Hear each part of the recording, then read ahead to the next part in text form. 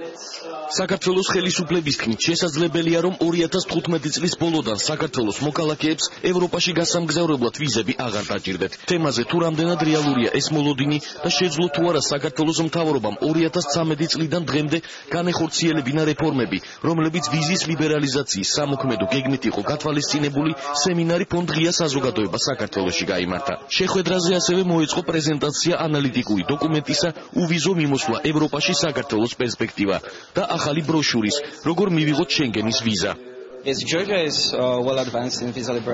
საქართველო დაწინაურებულია ვიზის ლიბერალიზაციის პროცესში. 2014 წლის აპრილში მოლდოვამ ევროკავშირთან უვიზო მიმოსვლის რეჟიმი მიიღო. უკრაინა და საქართველო ამ პროცესში შემდეგნი არიან.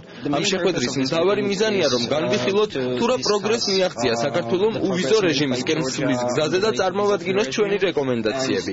თუ როგორ გავაუმჯობესოთ ვიზის ლიბერალიზაციის პროცესი, რათა ქართველებმა ვიზების გარეშე უფრო სწრაფად და მარტივად შეძლონ ევროკავშირში გამგზავრება. საქართველო ასრულებს ვიზების იმპლემენტაციის სამოქმედო გეგმის პირველ ეტაპს, ანუ საკანონმდებლო ეტაპს ასრულებს დაგვიანებით, იმიტომ რომ წესით ზაფხულამდე უნდა ყოფილიყო დასრულებული. იმედი არის იმისა, რომ ნოემბერში შესაძლოა შემფასებელი მისია ჩამოვა, მათი შეფასება ამ პირველ ეტაპზე იქნება დადებითი და შემდეგ გადავალთ საიმპლემენტაციო, ანუ მეორე ეტაპზე. მეორე ეტაპი არის შესრულების ეტაპი, ანუ ის კანონები, რომლებიც მივიღეთ, დაწყებული ადმინისტრაციული კანონმდებლობიდან უნდა შესრულდეს ეფექტურად და მხოლოდ ამის შემდეგ შეგვეძლება რეალურად გადავიდეთ უვიზო რეჟიმში ევროკავშირში.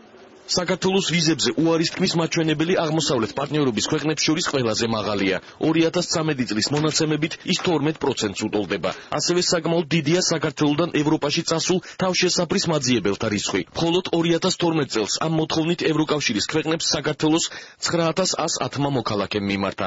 შეერთებული შტატების სახელმწიფო დეპარტამენტის ანგარიშის მიხედვით, საქართველოს ხელისუფლება დღემდე ვერ ახერხებს ტრეფიკინგის წინააღმდეგ ეფექტურად ბრძოლას.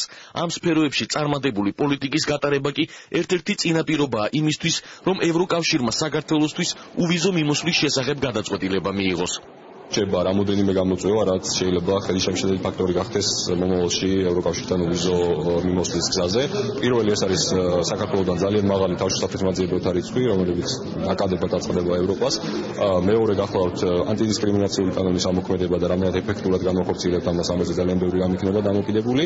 მესამე გახლავთ პერსონალურ მონაცემთა დაცვის შესახებ კანონის სრულად ამოქმედება.